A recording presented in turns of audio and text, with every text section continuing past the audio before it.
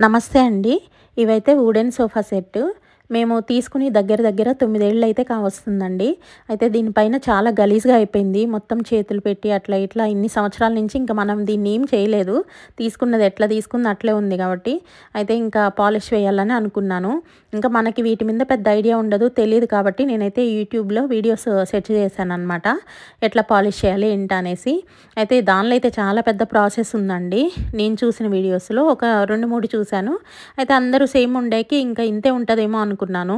వాళ్ళైతే first sofa మొత్తం sand పేపర్‌తో క్లీన్ చేసేసి, తర్వాత దానిపైన వుడెన్ కలర్ వేసి, దాన్ని ఒక 2, 3 కోటింగ్‌లు వేసి, తర్వాత పాలిష్ వేసి ఇట్లా చాలా పెద్ద ప్రాసెస్ ఉంది. అయితే ఇంకా నేననుకున్నాను ఇంకా ఇంతే చేయాలేమో, చాలా పెద్ద ప్రాసెస్ ఉంది కదా! ఇవంతా మనం చేయకపోతే మళ్ళీ సరిగా చేయలేకపోయినామంటే మళ్ళీ మొత్తం లుక్కే పోద్ది, గలీజ్ అయిపోతాయి ఇంత కాస్ట్‌లీ సోఫాలనేసి. మేము తీసుకున్నప్పుడైతే ఇది ప్యూర్ టేక్ వుడ్ అండి. చాలా మంచి సోఫాస్. 32,000 కాస్ట్ అయితే పడ్డది అప్పుడు తీసుకున్నప్పుడు. అందుకోసమే ఇంకా మళ్ళీ గలీజ్ అయితే మళ్ళీ నీట్‌గా ఉండదు అనేసి, ఇంకా నేనేం చేశా ఫస్ట్ అయితే ఇంట్లో సాండ్ పేపర్ ఉంటే దాంతో అయితే కొంచెం గీకేసాననమాట అప్పటికే కొన్ని దగ్గరల. తర్వాత ఎందుకు తొందరపడి మళ్ళీ పాడైపోతే ఎట్లా అని కొంచెం గీకేసినాక అర్థమైంది. అందుకనే షాప్ వాళ్ళ దగ్గరికి ఎళ్లి డైరెక్ట్ అడిగితే వాళ్ళే చెప్తారు కదా అనేసి ఇంక నేను ఆపేసి మధ్యలో తర్వాత అయితే ఇది తీసుకురావడానికి వార్నిష్ అడిగానండి. అయితే ఇట్లా వుడెన్‌కి చేయాలనుకుంటున్నాము సోఫాకి అంటే, అయితే ఒకవేళ దానిపైన కలర్ ఏం పోకుండా జస్ట్ కోటింగ్ మాత్రమే అంటే షైనింగ్ పోయిందంటే మాత్రం జస్ట్ వార్నిష్ చేయండి సరిపోతది. మీరైతే అనవసరంగా మళ్ళీ అది సాండ్ పేపర్‌తో గీకేసి ఇవన్నీ చేయాలా అంటే మళ్ళీ చాలా పెద్ద ప్రాసెస్సు. అది కొత్తగానే సోఫాస్ ఉంటే మాత్రం ఇవన్నీ చేయాల్సిన అవసరం లేదు. బాగా చాలా ఇయర్స్ అయిపోయుంటే ఓకే గానీ అని చెప్పి నేనైతే ఫోటో కూడా చూపిచ్చాను. అయితే వాళ్ళైతే అవన్నీ చేయకండి, అనవసరంగా చాలా వేస్ట్ అయిపోతది. చాలా పెద్ద ప్రాసెస్. జస్ట్ వార్నిష్ చేయండి అని చెప్పారు. అయితే ఇవైతే చూడండి, ఇది మా చైర్స్ అలాగే ఇది ఉయ్యాలనమాట. ఇదైతే మేము కొన్నప్పుడైతే వుడెన్ కలరే అండి. తర్వాత నాకు చాలా ఇయర్స్ అయ్యాక నేనైతే వైట్ కలర్ తీసుకొచ్చి అప్పుడు కూడా సాండ్ పేపర్‌తో మొత్తం గీకేసి తర్వాత ఆ కలరు అవన్నీ నేనే వేసి నేనే చేశాను. ఇప్పటికి 4 ఇయర్స్ అయిపోయింది అవి చేసి. ఇప్పటికి కూడా నీట్‌గున్నాయి. ఇంగ తర్వాత షాపు వాళ్ళైతే చెప్పారు, జస్ట్ వార్నిష్ చేస్తే సరిపోతుంది అని చెప్పేసి నాకైతే ఆ వార్నిష్ ఇచ్చారనమాట. అదైతే 1 లీటర్ డబ్బా.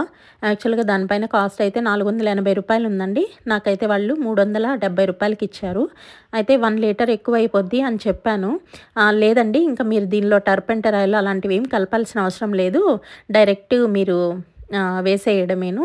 మొత్తం సోఫా తర్వాత ఈ టీపాయ్ అన్నీ ఉంటాయి కాబట్టి మీకు కరెక్ట్‌గా సరిపోతుంది అని చెప్పారు. సరే ఇంకా మళ్ళీ మనం తెలియక ఎందుకు ఇబ్బంది పడ్డము. హాఫ్ బాటిల్ తీసుకుంటే అంటే హాఫ్ లీటర్ తీసుకున్నామంటే ఒకవేళ సరిపోకపోతే మళ్ళీ కొనాల్సిందే కదా ఇంకొకటి. కొంచెం మిగిలినా పర్లేదని చెప్పేసి ఇంక లీటర్‌ది తీసుకొచ్చాను. అయితే వాళ్ళు ఎలా చేయాలా ఏంటని వాళ్ళే చెప్తారండి మనకి షాప్‌లో అడిగితే. వాళ్ళైతే చెప్పారు ఫస్ట్ అయితే డ్రై బట్టతోటి మొత్తం నీట్‌గా డస్ట్ అవన్నీ ఉంటాయి కాబట్టి డ్రై బట్టతో క్లీన్ చేయమన్నారు. తర్వాత క్లీన్ చేశాక తర్వాత తడి బట్ట తీసుకొని గట్టిగా క్లీన్ చేసేయమన్నారు. తడి బట్టతో క్లీన్ చేశాక కొంచెం ఒక 1 అవర్ అట్లా డ్రై అవ్వనిచ్చి తర్వాత ఇంకా వార్నిష్ చేయమని చెప్పారు. చూడండి ఇవన్నీ జస్ట్ ఈ ముందు సైడే ఇక్కడైతే నేను సాండ్ పేపర్‌తో గీకేకి ఎంత గలీజ్ అయిపోయిందో చూడండి. వార్నిష్ చేసినా కూడా అదైతే పోలేదనమాట. అట్లే అసహ్యంగా కనిపిస్తా ఉంది. అసలు ఎంత తొందరపడి ఎట్లా చేశానా అని అనిపించింది. అందుకే ఎవరికైనా యూజ్ అయితుంది కదా అని ఈ వీడియో అయితే చేస్తున్నాను. చూడండి నేనైతే మా వుడెన్ మంచాలు కూడా ఉంటాయి. దానికి కూడా వేశాననమాట పెయింట్ 4 ఇయర్స్ బ్యాక్. ఇప్పుడైతే ఇంక వీటికి వేస్తున్నా. ముందుగా అయితే తడి బట్ట అన్నీ తీసుకొని అన్నీ క్లీన్ చేసేసుకొని 1 అవర్ తర్వాత అయితే ఇంకా వార్నిష్ చేయడం స్టార్ట్ చేశాను. యాక్చువల్‌గా ఎట్లా వేయాలి ఏంటి అనేసి మనకి ఈ డబ్బా పైన అయితే ఇన్‌స్ట్రక్షన్స్ అన్నీ ఉంటాయండి. నేనైతే ఒక్క కోటింగ్ ఏసాను. ఒక్క కోటింగ్‌కే నాకు చాలా మిగిలిపోయింది అసలు. ఎంత మిగిలిపోయిందంటే, అయితే దాని మీద అయితే మనకి ఇన్‌స్ట్రక్షన్స్‌లో రాసుంటది ఎట్లా యూజ్ చేయాలని. మనం 2-3 కోటింగ్స్ గాని వేసామంటే ఇంకా చాలా నీట్‌గా ఉంటదని చెప్పేసి ఉంది. నాకైతే ఒక్క కోటింగ్ వేసేటప్పటికే చాలా మిగిలిపోయింది కాబట్టి ఇంక వేస్ట్ అవ్వద్దనేసి ఒక్క కోటింగ్ వేసినాకైతే ఎవ్రీ కోటింగ్‌కి 16 అవర్స్ గ్యాప్ ఉండాలని చెప్పారు. అట్లా అని చెప్పేసి నేనైతే వేసేసాను. అలాగే ఈ బ్రష్ వచ్చైతే నాకు రూ. 60 కాస్ట్ పడ్డది. పెయింట్ వచ్చేసి రూ. 80 పడ్డదనమాట 1 లీటరు వార్నిష్. జస్ట్ ఇదేం లేదండి. మనకి పైన ఉన్న అది ఏమంటారు? ఆ లుక్ పోకుండా ఉండడానికి వుడెన్ లుక్ ఈ పాలిష్ అనేది వేసినామంటే చాలా షైనింగ్‌గా వుడెన్ ఇట్లా లైఫ్ వస్తదనమాట. అంతేకాకుండా ఒకవేళ వీళ్ళు మంచి ముదురు చెక్క అనేది వాడుంటే మాత్రం ఏమి ఇబ్బంది లేదు. కానీ లేత చెక్క అంటే లేత టేకు వుడ్ గాని వాడున్నారంటే అది నిదానంగా లోపల తెలియకుండానే ఇట్లా పిప్పిలాగా అయిపోయి చిన్న చిన్నగా పొడి రాలిపోతా ఇట్లా ఉంటది. అందుకని మనం జాగ్రత్తగా చూసి ఈ వార్నిష్ అయితే వేసుకున్నామంటే అలాంటి ప్రాబ్లమ్ రాకుండా ఉంటాయి. ఆల్రెడీ మా సోఫాలో ఒకటి ఏరియాలో అలా వచ్చిందనమాట. కొంచెం కొంచెం పొడిగా పిప్పిలాగా అయితా ఉంది. అందుకోసమే నేనైతే అక్కడ నీట్‌గా క్లీన్ చేసి వార్నిష్ అయితే కొంచెం ఎక్కువ స్ట్రాంగ్‌గానే వేసేసాను. ఇట్లా నీట్‌గా జాగ్రత్తగా అంతా వేసుకొని ఫస్ట్ అయితే మనం బ్యాక్ సైడ్ అంటే కింద సైడ్ డౌన్ సైడ్‌లో వేసుకోవాలండి ఎప్పుడైనా. ఎందుకంటే ఇది తర్వాత మనం ఇటు సైడ్ ఉల్టా తిప్పేసి మనం స్ట్రైట్‌గా పెట్టినప్పుడైతే పైన ఎప్పుడైనా వేసుకోవచ్చు ఈజీనే. కానీ ఫస్ట్ పైన వేసినామంటే మనం 16 అవర్స్ దాకా ఇంకా కదిలించడానికి ఉండదు. ఎందుకంటే అదంతా మళ్ళీ చేతులకు అంటుకుంటది కాబట్టి అది డ్రై అయిపోయిన దాకా. అందుకే ఫస్ట్ డౌన్ సైడ్ వేసేసామంటే తర్వాత మనం దాన్ని ఉల్టా తిప్పేసుకొని పైన వేసుకోవచ్చు. అందుకని నేనైతే ఫస్ట్ ఉల్టా తిప్పేసి ఫస్ట్ డౌన్ సైడ్ అనమాట ఇది కింద సైడు. ఫస్ట్ ఇక్కడంతా మొత్తం ఇది కంప్లీట్ చేసుకున్నాను. ఇదైతే టీపాయ్. ఇదైతే ఎట్లా ఉన్నదో అట్లే కొత్తగా ఉంది. ఎందుకంటే ఇది పెద్దగా వాడము. దీనిపైన సైడ్ అయితే గ్లాస్ వస్తది. తర్వాత దానిపైన ఎప్పుడు మేము క్లాత్ కప్పేసే ఉంచుతామన్నమాట. అందుకనే అసలు షైనింగ్ అది ఏం పోలేదు. చాలా నీట్‌గానే ఉంది. కాకపోతే ఇంకా మళ్ళీ అన్నిటికి వేస్తున్నాం కదా! ఇది కూడా వేస్తే అన్నీ ఒకేలాగా ఉంటాయి అని చెప్పేసి నేనైతే వేశాను.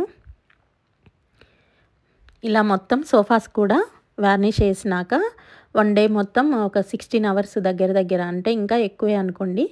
అయితే చాలా టైం తీసుకుందండి. ఎందుకంటే ఫస్ట్ అయితే బట్టతోని క్లీన్ చేసి, తర్వాత తడి బట్టతో క్లీన్ చేసి, తర్వాత అది కొంచెం డ్రై అయిపోయాక అప్పుడు మళ్ళీ వార్నిష్ చేసి, అసలు నాకు కంప్లీట్‌గా 2 రోజులనమాట. నడుములైతే ఇరిగిపోయినాయి వేయలేక. అంత పెద్ద పనయ్యి. కాకపోతే మనం ఊరికే వెయ్యం గదా! ఇంకిప్పుడు ఏసినామంటే ఇంకెన్ని సంవత్సరాలకో. చూడండి. తర్వాత ఇంకా అది టీపాయ్ కంప్లీట్ అయిపోయాక ఇంక మొత్తం ఇది 3 సీటర్ సోఫా దీనికైతే వేసేసాను. వేశాక వేయకముందు చాలా డిఫరెన్స్ అయితే ఉంటదండి. ఎందుకంటే కొంచెం షైనింగ్ అయితా ఉంటాయన్నమాట. ఇది ఫస్ట్ కోటింగ్ అప్పుడే అన్నమాట. ఇంకా నెక్స్ట్ డే ఇంకొక కోటింగ్ వేశాను. అంత వేయంగా కూడా ఇంకా మిగిలిందనమాట. ఇంకా ఒక కోటింగ్‌కి వస్తది. అయితే ఇంకా 2 కోటింగ్స్‌కే సరిపోయింది. చాలా మంచిగానే ఉంది అనేసి. చూడండి ఈ గీకిందయితే ఎంత గలీజ్‌గా కనిపిస్తా ఉందో. ఒకవేళ అట్లా గాని నేను సాండ్ పేపర్‌తో గీక్కుండా ఉండుంటే మిగతా వాటిలాగే నీట్‌గా ఉండేది. ఇంకా అదేం చేయలేము. ఇలాంటి పనులు చేస్తుంటా అనమాట నేనైతే. ఇంక చూడండి ఎంత నీట్‌గా ఉందో. మిగిలిన ఇంకో సోఫా అయితే ఇంక అదేం చేయలేం. మా చిన్నోడైతే చూడండి నేను అది కోటింగ్ ఏసినప్పుడే వాడు చేతులు పెట్టేసి దానిపైన అక్కడ కోటింగ్ లేచిపోయింది. ఇంకా అది మళ్ళీ జాగ్రత్తగా చూసి మళ్ళీ వేయాలి. ఇంక ఇదైతే టేపాయ్ అనమాట. మళ్ళీ న్యూ ఫర్నిచర్ లాగా అయిపోయినాయి. అంటే న్యూ అంటే పెద్దగా తేడా ఏం అనిపీదు. కాకపోతే కొంచెం షైనింగ్‌గా ఉంటది. ఇదిగోండి ఇవన్నీ 2 కోటింగ్స్ వేసినా కూడా నాకు ఇంత మిగిలింది ఇంకా. అందుకని నేనైతే బయట ఉయ్యాల తర్వాత ఇంకా చిన్న చైర్స్ ఇవన్నీ ఉన్నాయి కదా! వుడెన్‌వి వాటికి కూడా వేయాలనుకుంటున్నా. మీ అందరికీ ఈ వీడియో యూజ్ అయిందనుకుంటున్నా. Thank you.